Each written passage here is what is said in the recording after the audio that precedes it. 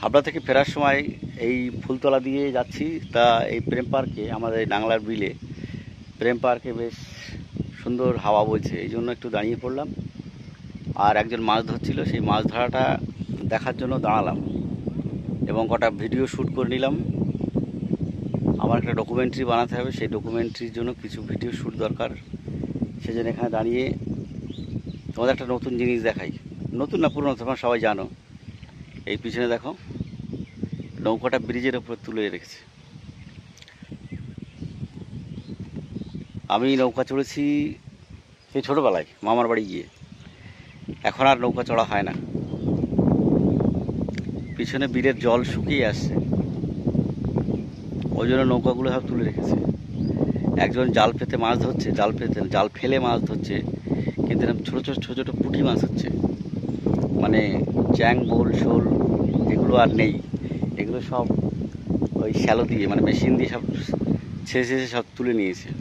এখন এই খালটা আছে পিছনে, এই খালে তুলছে, মানে মাছ জাল ফেলে তুলছে। তো আমি আর আমার পারো পুরো দাঁড়িয়ে গেছি। পারোর মোবিল চেঞ্জ করতে হবে।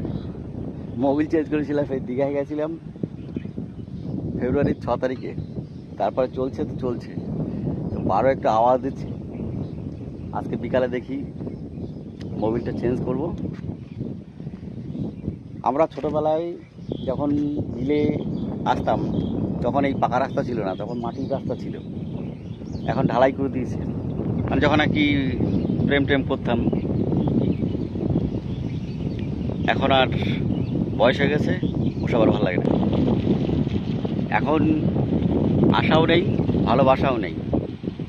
আর সেই কৃষ্ণচূড়া গাছ এখনও আছে, সেই রাস্তা আছে, সেই বিল আছে, কিন্তু যাকে নিয়ে আসতাম সে নেই। সে এক কিনারায়, আমি এক কিনারায়, দুইজন দুই জগতে ব্যস্ত। তাই এখানে আসলে মাঝে মাঝে পুরনো স্মৃতিচারণ করি।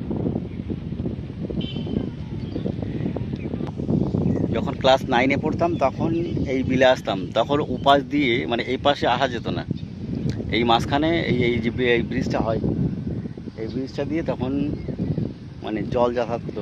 কাঠের সাঁকো ছিল এবং কাঠের সাঁকো ভাঙা ছিল। এখন কত উন্নত হয়েছে। আগে এই রাস্তার কোনো অস্তিত্বই ছিল না, এই রাস্তা হয়েছে কিছু বছর আগে। এই রাস্তা এখন পুরোপুরি পাকা করে দিয়েছে।